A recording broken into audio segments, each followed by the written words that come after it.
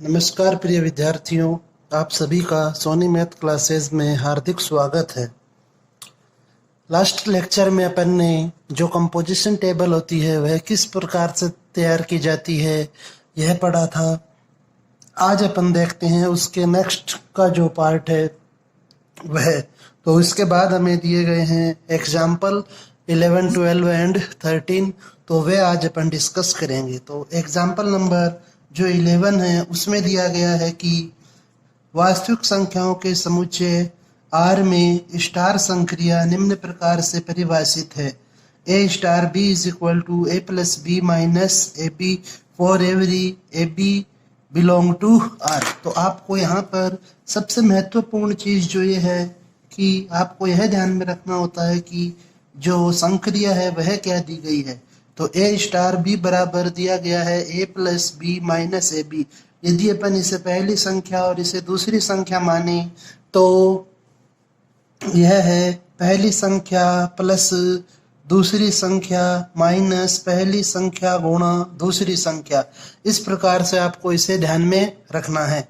तो इसी के आधार पे हमें पहला पार्ट दिया गया है कि जांच करनी है यह क्रम विनिमेयता है अथवा नहीं, सहचार्यता का पालन करती है अथवा नहीं। तो फर्स्ट पार्ट अपन डिस्कस करते हैं इसका, क्रम विनिमेयता। तो क्रम विनिमेयता में A स्टार B की जो वैल्यू दी गई है वह, अगर इसे फर्स्ट संख्या माना जाए और इसे सेकंड संख्या, तो जो कंडीशन थी उसके अनुसार अपन लिखेंगे पहली संख्या प्लस दूसरी संख्या माइनस पहली संख्या गुणा दूसरी संख्या। और नेक्स्ट अब अपन फाइंड करते हैं B स्टार A की वैल्यू। तो B स्टार A की वैल्यू जब आप फाइंड करेंगे तो यहाँ पर B है वह पहली संख्या है और A है वह दूसरी संख्या है। तो यह बनेगा B plus A minus B into A। तो आप यहाँ पर देखें कि A प्लस B और B प्लस A हैं वे बराबर होते हैं और A गुणा B और B गुणा A भी आपस में बराबर होते हैं। अर्थात आप लिख सकते हैं कि A स्टार B है वह बराबर है B स्टार A के। तो अतः स्टार क्रम विनिमेयता का पालन करती है। यह जो संक्रिया है स्टार, यह क्रम विनिमेयता का पालन करती है। इसके बाद यदि अपन बात करें नेक्स्ट सहचर्यता की, तो सहचर्यता में हमें दो पार्ट सोल्व करने होंगे। First A star B star C की वैल्यू। तो यहाँ पे जब आप इसे सोल्व करेंगे तो पहले चूंकि ब्रैकेट दिया गया है इसलिए पहले यह ब्रैकेट सोल्व होगा और इसे आप क्वेश्चन के अनुसार लिखेंगे A plus B minus AB। Okay, बाद में सेम स्टार C। तो अब आप यहाँ देखें कि जो स्टार है वह इन दो संख्याओं के मध्य है, अर्थात यह पहली संख्या होगी और यह दूसरी संख्या। तो आप इसे लिखेंगे जो नियम था उसके अनुसार पहली संख्या प्लस दूसरी संख्या माइनस पहली गुणा दूसरी। तो पहली संख्या प्लस दूसरी संख्या माइनस पहली संख्या, जो ब्रैकेट है वह कंप्लीट पूरा ब्रैकेट पहली संख्या है इसलिए आप यहाँ पर पहली संख्या लिखेंगे गुणा दूसरी संख्या। इसे और सरल करें तो यह बनेगा A plus B minus AB plus C minus C को अंदर मल्टीप्लाई कर देते हैं पहले। तो यह होगा AC plus BC minus ABC, minus को अंदर मल्टीप्लाई करेंगे तो यह बनेगा A plus B plus C को पहले लिख दिया है minus AB minus AC minus BC plus ABC। इसके बाद अब अपन नेक्स्ट सोल्व करेंगे A star B star C की वैल्यू। तो इसके अनुसार अब यहाँ पर जो पहली संख्या है वह B होगी और दूसरी संख्या C होगी। क्योंकि ब्रैकेट दिया गया है इसलिए पहले ब्रैकेट को सोल्व करना होगा। तो यह बनेगा A स्टार पहली संख्या प्लस दूसरी संख्या माइनस पहली गुणा दूसरी। ओके, अब आप देखें कि जो स्टार है वह इन दो संख्याओं के बीच में है इसलिए A को पहली संख्या मानेंगे और इस पूरे कोष्टक को दूसरी संख्या। तो आप इसे लिखेंगे पहली संख्या प्लस दूसरी संख्या माइनस पहली संख्या गुणा दूसरी संख्या, और इसे और सोल्व करें फर्दर तो यह बनेगा a plus B plus C minus B c minus A B minus A c और प्लस ए बी सी। तो यदि आप इन दोनों पार्ट्स को देखें कि a plus B plus C, A plus B plus C minus A B minus A B minus A C minus A C minus B C plus का A B C plus का A B C. तो चूंकि दोनों part बराबर है यहाँ पर, तो आप लिखें चूंकि ए स्टार बी स्टार सी की वैल्यू बराबर है ए स्टार बी स्टार सी के, तो अतः स्टार सहचर्यता का पालन करती है। ओके, इसे आप समझ गए होंगे। तो आपको बस जो मेन पार्ट है वह है कि आपको जो संक्रिया दी जाती है आपको उसे समझना होता है कि पहली संख्या क्या है, दूसरी संख्या क्या है, और फिर आगे जो ऑपरेशन परफॉर्म हो रहा है वह किस प्रकार से हो रहा है। जैसे यहाँ पर हो रहा था कि पहली संख्या में दूसरी संख्या को जोड़ा गया, फिर माइनस पहली संख्या गुणा दूसरी संख्या। तो यह अपन ने इसका फर्स्ट पार्ट कंप्लीट कर लिया। अब इसका जो सेकंड पार्ट है उसमें दिया गया है कि इसका तत्समक अवयव ज्ञात कीजिए। तो आप सेकंड पार्ट के लिए लिखें तत्समक अवयव जो होता है, तो इसमें जो इसकी परिभाषा होती है उसके अनुसार हमें लिखना होता है कि माना ए बिलोंग टू, अब यहाँ पर जो समुच्चय वह आर है, तो माना ए बिलोंग टू आर के लिए तत्समक अवयव ई है। ओके, तत्समक अवयव को अपन सामान्यतः ई से व्यक्त करते हैं, यह अपन ने पढ़ा ही था।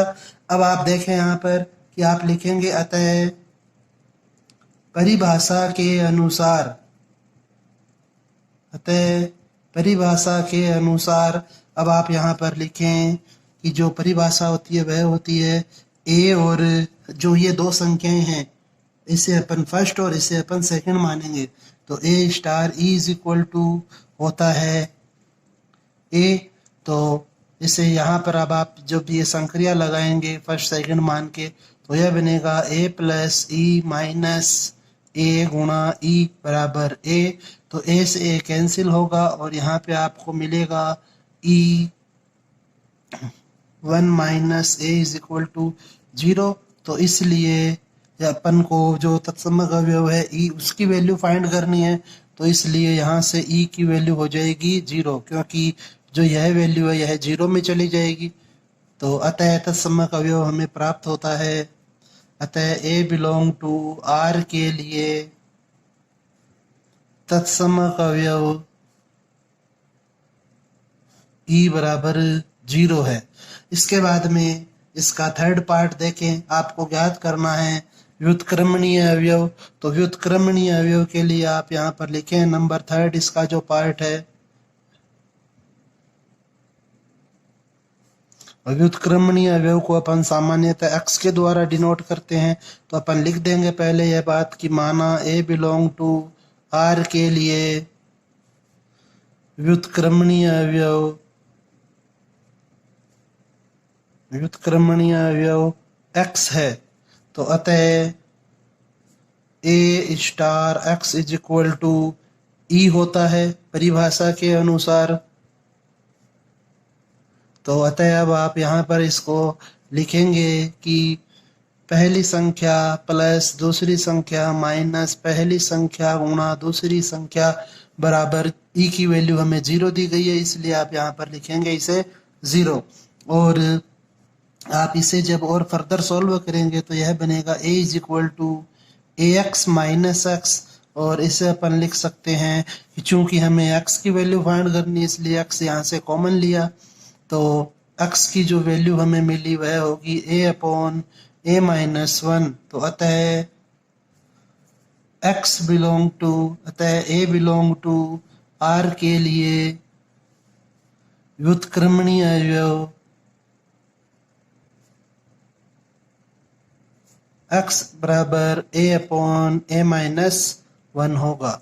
तो यह हमारा इस प्रकार से एग्जाम्पल सोल्व होगा।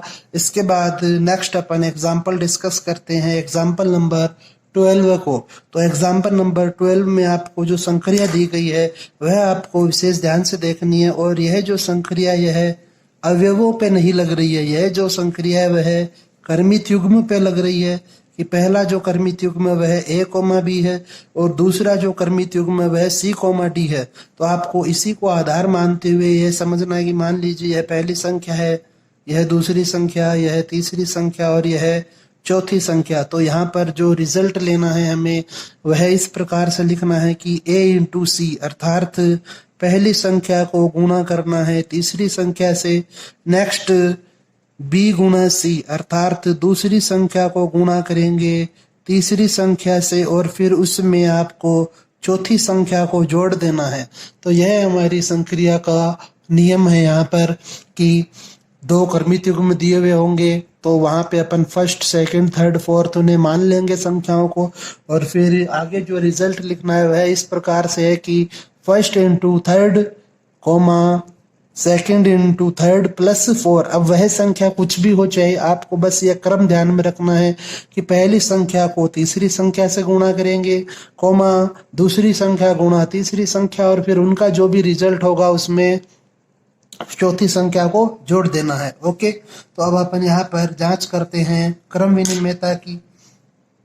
तो इसमें क्रम विनिमयता की जांच कर रहे हैं तो आप यहाँ पर लिखेंगे a comma B star C comma D, अर्थात यह तो जो क्वेश्चन दिया गया है वही सेम है। तो आप यहाँ पर सेम लिख सकते हैं कि यह बनेगा a c comma b C plus d, पहली संख्या गुणा तीसरी संख्या।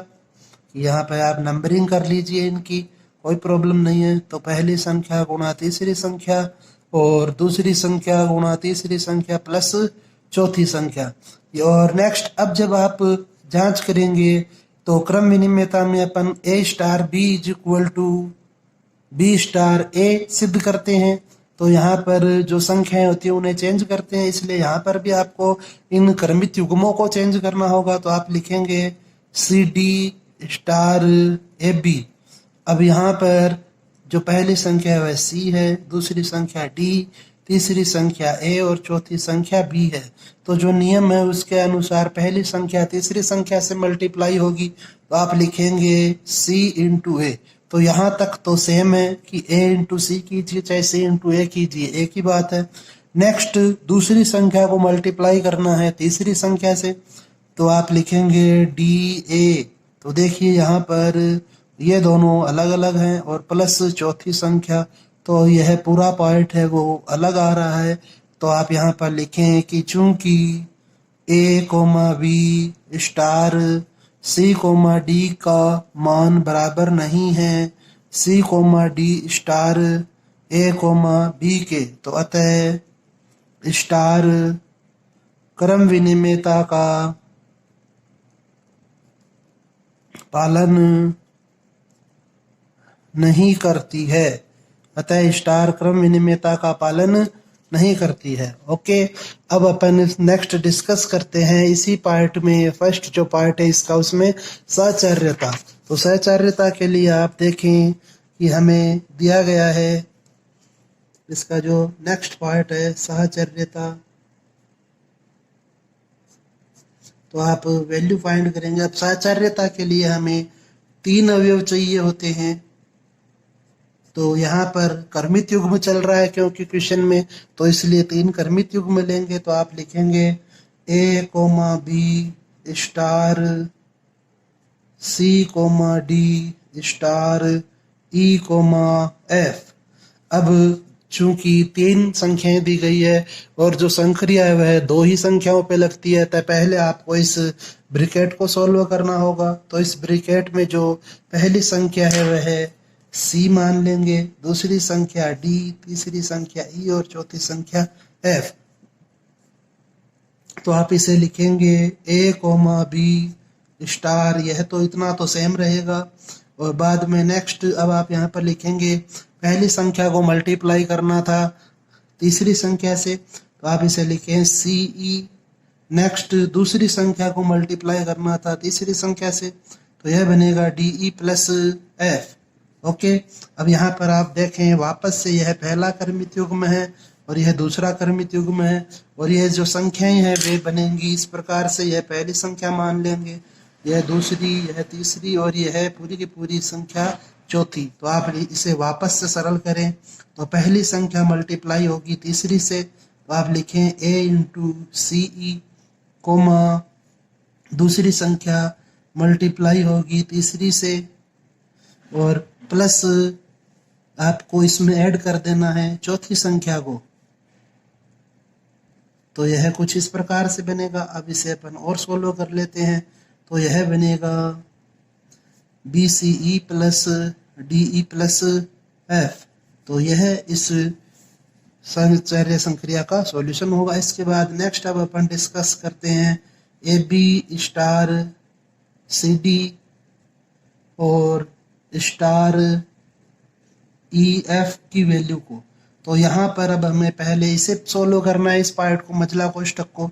तो आप यहाँ पर देखें कि यहाँ पर पहली संख्या ये है, सेकंड ये, थर्ड ये, फोर्थ ये। तो आप संक्रिया जो परिभाषा थी उसके अनुसार लिखेंगे। पहली संख्या मल्टीप्लाई होगी तीसरी से, दूसरी संख्या मल्टीप्लाई होगी तीसरी से, और उसमें फिर चौथी संख्या को हमें जोड़ देना था। तो चौथी संख्या वह D है स्टार E कोमा F। अब यहाँ पर जो पहली संख्या है वह AC है, सेकंड जो संख्या है वह BC प्लस D है, थर्ड जो संख्या है वह E है, और फोर्थ जो संख्या है वह F है। तो जो नियम है या जो डेफिनेशन दी गई थी उसके अनुसार आप लिखेंगे पहली संख्या इंटू तीसरी संख्या कोमा दूसरी संख्या इंटू तीसरी संख्या प्लस चौथी संख्या। यह हमारे यहाँ पर नियम था। पहली संख्या को मल्टीप्लाई करना था तीसरी से, फिर कोमा लगाकर दूसरी संख्या इंटू तीसरी संख्या प्लस चौथी संख्या। तो यह अपन ने लिखा। तो अब आप इसे सोल्व करें, तो यह बना ACE कोमा B। इसे सोल्व करेंगे जब आप, तो E को अंदर मल्टीप्लाई करेंगे BCE plus DE plus F। तो आप देखेंगे कि यह जो दोनों पार्ट है यह इक्वल आ रहे हैं, अतः यह सहचर्य संक्रिया है। तो अतः स्टार सहचर्यता का पालन करती है, क्योंकि यह दोनों वैल्यू जब वे सेम आ रही है तो यह वैल्यू बराबर है। नेक्स्ट, अब इस क्वेश्चन का जो सेकंड पार्ट है वह है हमें फाइंड करना है इसका तत्समक अवयव। तो तत्समक अवयव जब फाइंड करते हैं तो आप लिखेंगे कि माना A comma B belong to S के लिए, क्योंकि यहाँ पर जो क्रमित युग्म है वह हमें S से लेना है क्वेश्चन के अनुसार। तो A comma B belong to S के लिए तत्समक अवयव E कोमा F है। यह अपन मान लेते हैं कि सामान्यतः तत्समक अवयव को अपन E से व्यक्त करते हैं, लेकिन यहाँ पर क्रमित युग्म दिया गया है इसलिए E नहीं लेकर E कोमा F लेना होगा। तो अब आप लिखें अतः परिभाषा के अनुसार A comma B star E comma F करने से हमें वापस A कोमा B मिलना चाहिए। तो अब आप इसे देखें कि यह बनेगा, पहली संख्या है जो 1 है, दूसरी संख्या B, तीसरी संख्या E, चौथी संख्या F है। तो पहली संख्या मल्टीप्लाई होगी तीसरी संख्या से, तो यह बनेगा AE comma BE plus F। दूसरी संख्या गुणा तीसरी संख्या प्लस चौथी संख्या, और बराबर में दिया गया है AB। तो चूंकि ये दोनों क्रमित युग्म है तो अब आप यहाँ पर लिखेंगे तुलना करने पर तो AE बराबर है A के, अतः A से A कैंसिल, तो E की वैल्यू हो जाएगी 1। तो यहाँ से E की वैल्यू हमें 1 प्राप्त हुई। और नेक्स्ट जो BE प्लस F है वह बराबर होगा B के, और जब आप E का मान यहाँ पर 1 रखेंगे, E का मान रखने पर तो आपको मिलेगा B plus F is equal to B. B से बी कैंसिल होगा और एफ की वैल्यू होगी 0। तो आप लिखें कि अतः a comma b belong to S का तत्समक अवयव 1,0 है।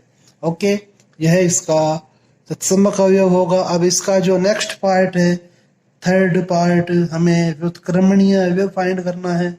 तो व्युत्क्रमणीय अथवा प्रतिलोम अवयव जब ज्ञात करते हैं तो वहां पर अपन लिखेंगे अब इसे कि माना a comma b belong to S के लिए प्रतिलोम अवयव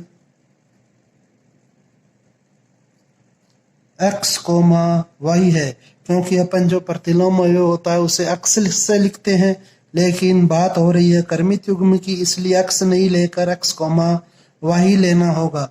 तो अब आप यहाँ पर लिखें कि अतः परिभाषा के अनुसार यह बनेगा a comma B star x comma y is equal to, आगे हमें लिखना होता है तत्समक अवयव। तो तत्समक अवयव की जो वैल्यू है 1,0 मिली थी, इसलिए यहाँ पे आप लिखेंगे 1,0। अब आप यहाँ पर वापस से वही संक्रिया लगाएं कि यह पहली वैल्यू है, यह दूसरी है, तीसरी और यह चौथी। तो पूरे क्वेश्चन में जहां पर भी संक्रिया अप्लाई होगी तो स्टार्टिंग में क्वेश्चन में दी गई परिभाषा के अनुसार ही होगी। तो यह बनेगा पहली संख्या गुणा तीसरी संख्या अर्थात ax कोमा दूसरी संख्या गुणा तीसरी संख्या अर्थात bx प्लस चौथी संख्या तो bx प्लस y, और बराबर में आपको दिया हुआ 1,0। तो आप लिखेंगे तुलना से ax की जो वैल्यू है वह है 1 के बराबर, तो x की वैल्यू यहाँ से प्राप्त होगी 1/a। Next bx plus y is equal to 0। तो x की वैल्यू रखेंगे अपन यहाँ पर, तो यह बनेगा b/a plus y is equal to 0। तो इसलिए y की वैल्यू हमें मिली -b/a। तो आप लिखें कि अतः प्रतिलोम अवयव x की वैल्यू है 1/a और y की वैल्यू -b/a। तो यह इस क्वेश्चन का प्रतिलोम अवयव होगा। लास्ट क्वेश्चन और एग्जाम्पल नंबर 13 जो है अपन उसे और डिस्कस कर लेते हैं।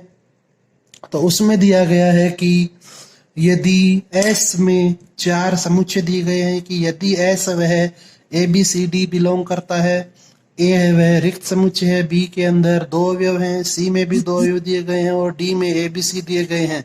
तो आपको सिद्ध करना है कि जो यूनियन होता है अर्थात संघ जो होता है वह तो द्विआधारी संक्रिया है, किंतु जो सर्वनिष्ठ होता है वह द्विआधारी संक्रिया नहीं है, यह हमें सिद्ध करना है।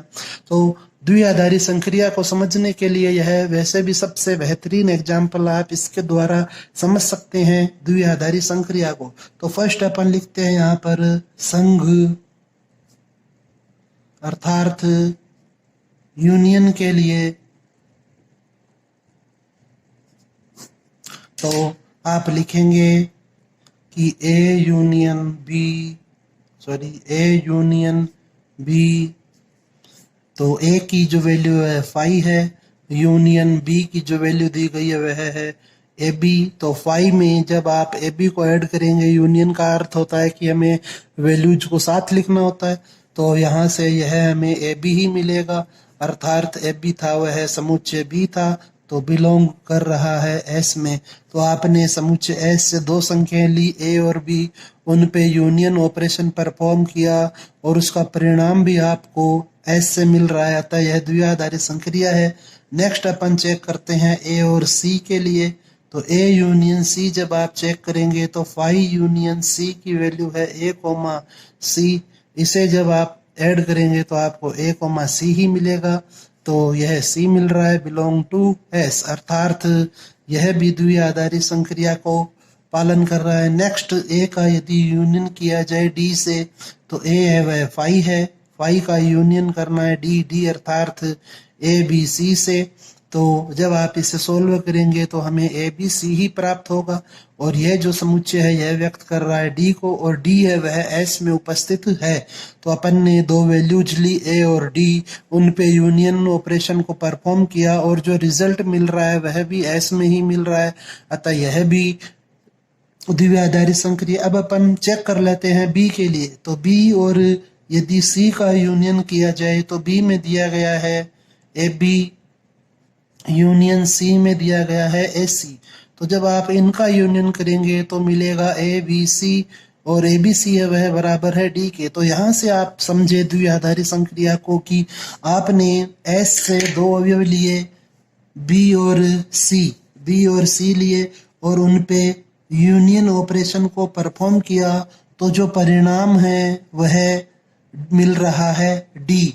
अपन ने वैल्यूज ली बी और सी, और रिजल्ट मिल रहा है डी। तो बी और सी है वह एस में उपस्थित थे, और इनका परिणाम भी एस में ही है, तो अतः यह भी एक द्विआधारी संक्रिया है। इसके बाद नेक्स्ट अपन वैल्यू फाइंड करते हैं बी यूनियन डी की।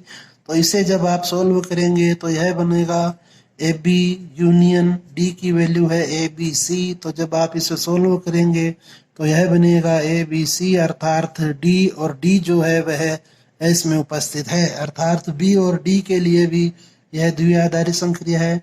नेक्स्ट अब अपन चेक कर लेते हैं बी का सी और डी के साथ ही चेक होना है। नेक्स्ट सी का और चेक करते हैं। तो सी यूनियन डी जब आप करेंगे तो सी में दिया गया है ए कॉमा सी, यूनियन डी की वैल्यू है ए बी सी। तो इन्हें जब सोल्व करेंगे तो हमें प्राप्त होगा ए बी सी, और ए बी सी है वह समुच्चय डी को व्यक्त करता है, और डी है वह एस में उपस्थित है।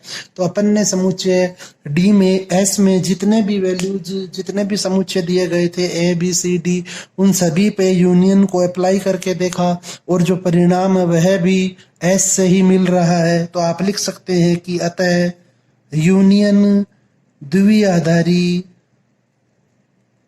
द्विआधारी संक्रिया को व्यक्त करता है, या यूनियन द्विआधारी संक्रिया है। लेकिन अब क्वेश्चन के अनुसार अपन बात करते हैं सर्वनिष्ठ की। तो सर्वनिष्ठ में जब आप जांच करेंगे, सर्वनिष्ठ या इंटरसेक्शन जिसे बोलते हैं, और इसका जो नोटेशन होता है वह यह होता है, यूनियन का नोटेशन अपन यह लेते हैं। तो सर्वनिष्ठ के लिए भी अपन जो समुच्चय एस दिया गया है उससे वैल्यूज लेंगे और उनके आधार पर चेक करेंगे। तो आप देखें कि ए उभयनिष्ठ बी जब सोल्व किया जाएगा तो ए की वैल्यू है 5, उभयनिष्ठ बी की वैल्यू है ए बी। तो ए बी और रिक्त समुच्चय में जो उभयनिष्ठ लेंगे वह कुछ भी नहीं होगा, रिक्त समुच्चय होगा, और यह व्यक्त कर रहा है ए को बिलोंग टू एस। तो ए और बी दो वैल्यूज लिए अपन ने, और जो परिणाम है वह भी एस में आ रहा है, तो सही है। ए का यदि अपन सी से इंटरसेक्शन फाइंड करें तो इसको जब आप सोल्व करेंगे तो भी 5 मिलेगा, क्योंकि रिक्त समुच्चय और एसी में कुछ भी उभयनिष्ठ नहीं है, अर्थात उभयनिष्ठ आएगा रिक्त समुच्चय। तो यह ए को व्यक्त कर रहा है और ए बिलोंग टू एस है, तो यह भी सही है। ए और डी का यदि इंटरसेक्शन लिया जाए तो यह भी 5 होगा, और यह भी एस में उपस्थित है। तो यदि ए का अपन बी सी और डी के साथ इंटरसेक्शन करते हैं तो रिजल्ट सही प्राप्त हो रहा है। लेकिन यदि अब ए के बाद में नेक्स्ट यदि बी की बात करें तो बी उभयनिष्ठ सी करें तो आप देखिए कि बी की जो वैल्यू है ए बी और उभयनिष्ठ सी की वैल्यू है ए सी। तो इसलिए अब आप देखें यहाँ पर उभयनिष्ठ जो वैल्यू है वह ए है, तो आप यहाँ पर लिखेंगे ए, और यह एस में उपस्थित नहीं है। ऐसा कोई भी समुच्चय नहीं है जिसमें केवल ए आ रहा हो। तो इसके कारण से यह जो सर्वनिष्ठ है वह द्विआधारी संक्रिया नहीं है, क्योंकि अपन ने जो इनपुट है वह लिए एस से, लेकिन जो आउटपुट है वह एस में शामिल नहीं है। तो अतः सर्वनिष्ठ अर्थात जो इंटरसेक्शन है द्विआधारी संक्रिया नहीं है।